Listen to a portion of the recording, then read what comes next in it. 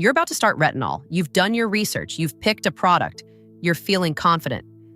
But here's the thing. The skincare industry is counting on that confidence because the second you stop asking questions, they stop being honest with you. So before you open that bottle, let's talk about what the science actually says, because most of what's being sold to beginners fails before it even touches your skin. Let's start with the number everyone obsesses over. Concentration. 1%, 0.5, 2% if you're feeling brave. The beauty world treats high percentages like a flex, but the research says something completely different. For beginners, science recommends between 0.1 and 0.3%, a gentle introduction that minimizes irritation. That's not a limitation. That's the smart starting point. A well-stabilized 0.5% will consistently outperform a poorly made 2%. So that influencer flexing a 2% serum? She might just be flexing unnecessary inflammation. Higher is not smarter, it's just louder. But here's where most beginner guides drop the ball entirely. Concentration is only one piece of the puzzle. The second piece is what happens to your retinol before it ever reaches your skin cells. Retinol is, scientifically speaking, a diva. Its molecular structure makes it incredibly reactive. Heat, light, and oxygen all cause it to degrade and lose efficacy. That gorgeous bottle you paid good money for? It might be slowly killing your retinol from the inside out. Which brings us to the third variable, packaging. Airless pump dispensers are the gold standard because they minimize oxygen exposure with each use. Jars expose the entire product to air every time you open them. Clear packaging is even worse.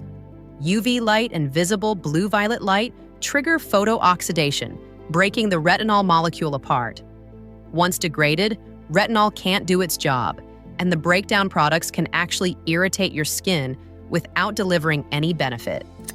If your retinol is sitting in a clear glass dropper bottle on a sunlit vanity, you're not doing a skincare routine. You're doing a chemistry experiment in which your skin is the test subject. So here's a question for you right now. If you already own a retinol, is it in an opaque airless pump or a clear or open top container? Think about it.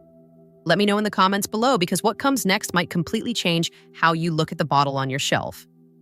Now we get to the part the science community is most excited about, and it's why the entire conversation around beginner retinol has shifted. Encapsulation.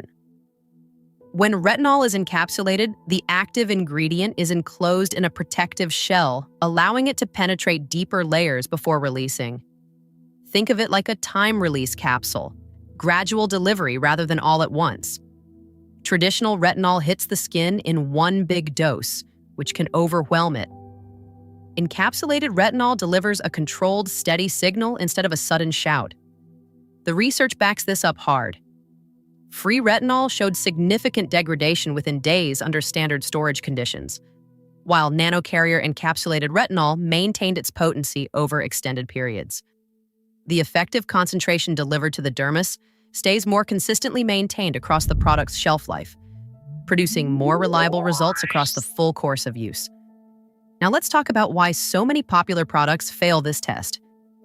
Picture a heavily marketed beginner retinol, gorgeous campaign, celebrity face, credible price tag. Often it's in a jar or clear pump, loaded with a concentration way above what a beginner's skin can handle, and the retinol itself is unencapsulated and degrading from the moment you crack the seal.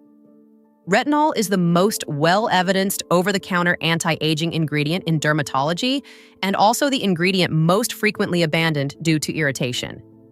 That combination is precisely the problem encapsulated delivery technology was developed to solve. Brands know this. They just don't always act on it because drama sells and gentle science-backed delivery system doesn't pop on a billboard. So what actually checks every box? An encapsulated retinol, formulated between 0.1 and 0.3% in an opaque airless container. That's the whole checklist. Consistency trumps intensity. Moderate concentration used nightly produces superior results compared to high concentration products used sporadically. The science isn't complicated, it just requires someone to actually read it.